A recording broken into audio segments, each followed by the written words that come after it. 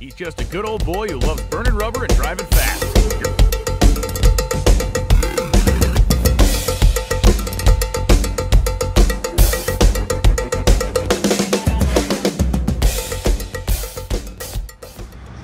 All right, the number one question I get asked, and I promise you, if it's been once, it's been 1,000 times.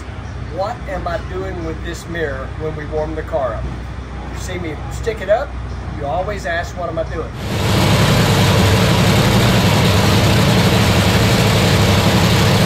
Nikki and Blaine here, our clutch specialists, to explain. Nikki? Well, a lot of the drivers in top fuel funny car use a neutral stop. So when we say that, it's like it's because it's a centrifugal clutch. There's 6 of these primary levers in here, spaced evenly out throughout the clutch, and there's an air gap in there. And when Clay pushes the clutch pedal in, he's watching where the tires stop, turn in, and he grabs the brake, and he actually pushes the clutch pedal in till he goes close to almost over center,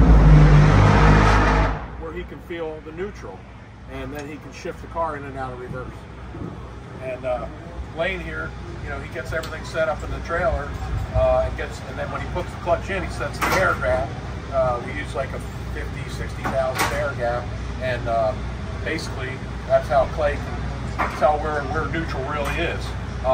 Some of the drivers have a stop, and when you use a stop, there's times when, if that stop isn't set correctly, you can't get neutral, and that's why sometimes you'll see cars not back up after the burnout. So this basically gives us an opportunity, if something screws up, if I screw up, Blaine made a mistake, whatever the case may be, it's still a chance that we can find neutral and get the car in reverse and back up. So tell everybody about air gap. What's air gap? Air gap is, so when we set up the clutch, we put it in the car. Basically what we're doing is we stick a feeler blade in there, and we make sure there's a gap in between all the discs and the floaters. So like Nikki was saying, it gives us an opportunity gives Clay an opportunity to know that he has true neutral, where when he presses on the clutch pedal, you know, if he goes too far, it'll start to re-engage again, and the car will start rolling. So pretty simple, right? And what it all boils down to, Blaine's a youngster, this don't count, but me and Nikki are old enough that we didn't have no such thing as a pedal stop back in the day. No, and when Clay learned to drive top fuel, we didn't have pedal stop. So he's one of the last drivers that I know of, except for possibly like maybe Doug Coletta or whatever, that don't use a neutral stop. Yeah. So it's a pretty fine art to find that neutral position without a stop.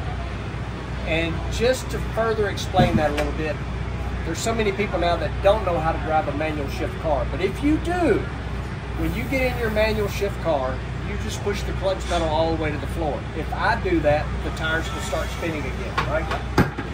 And it's at some point, if I continue doing that, it'll actually start breaking levers because they'll try to get off of the throwout bearing itself. Yep. Anything else I'm missing there? No, I think we covered the your question about the mirror, and it's a pretty cool thing that people behind the ropes there get to see is that mirror, and everybody wonders, what's he doing there? Yeah, what's he doing? It's just funny, and it has been asked 1,000 freaking times.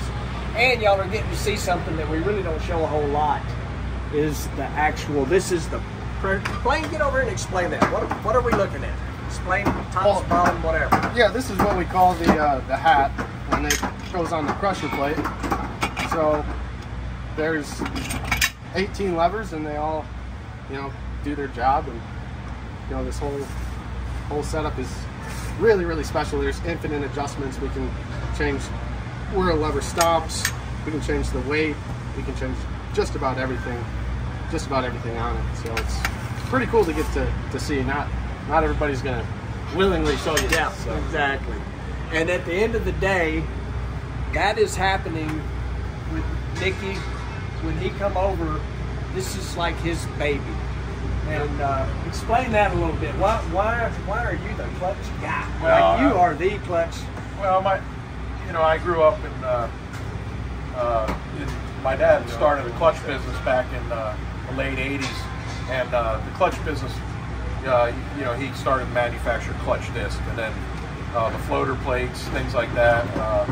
For the longest time, we built a lot of these levers and built whole clutch units and everything like that. So when I was younger, I was always interested in the clutch and what, you know, how things worked, and you know, I had learned a lot about the mechanical end of the engines, the cylinder heads, superchargers, all that, and then you know, it got down to when my dad had the clutch company, we really got into doing a lot of clutch work, and then as a crew chief, you know, we got to keep the clutch and the engine balanced. And if we get too much power, not enough clutch, the car don't run good. If we get too much clutch, not enough power, you're going to smoke the tires. So there's a lot in the whole clutch and keeping the car balanced for power versus clutch, and that's how you can make these, you know, these low 360 runs or mid 360 runs on really good conditions, and you know, run over like 37 miles an hour because you know, we got the engine and the clutch working perfectly together, and you know, we can apply all these lockup levers either faster or slower, and like Blaine said, control the weights, or if the track's slippery, we will run these in, so we actually see this lever for just a little bit and then it hits a stop. So you can take advantage of different places on the racetrack where the track's good. You can make some ET, like Chicago, for instance, has been pretty slippery through the middle. So on our night run, we were able to run 374, ran 290 plus at half track at 332 miles an hour. We were using basically most of our levers here, and like when the track got hot into the 120s, we were only using probably close to half of them, and you know, to slow the car down to like a mid 380 run. So folks, there's one cool thing for me, because, well, aside the fact that me and Nikki have known each other 30 years, dang near, yeah. But having Nicky here is incredible because he is so good with the clutch, and it's a perfect marriage with him and Jimmo. Jimmo's known for making big power, Nicky's known for the clutch, but what's really, really awesome is young Blaine there is getting to learn from the best as far as I'm concerned when it comes to the clutch stuff. And Kaylin started him on his learning, and Nicky's took it from there and been running with it. That's your answer. When you ask, I will send you a link to this video. There you have it. Thanks for watching, liking, subscribing, sharing. See you in the next one. Hold up. Hold up. I'm going to stop the video right here. And I've got to make myself do this because you guys help me out. I want to remind you to go to claymilliken.com and pick yourself up some merchandise like this Stomp on the Loud Pedal shirt, or my favorite, the Top Fuel Dragster. There's some hats there. There's other stuff there. Go check it out. claymilliken.com. And while you're at it, click that subscribe button. Getting so close to that 100,000. Click the button. Tell your friends. All right, back to whatever it was you were watching. Thank you, guys.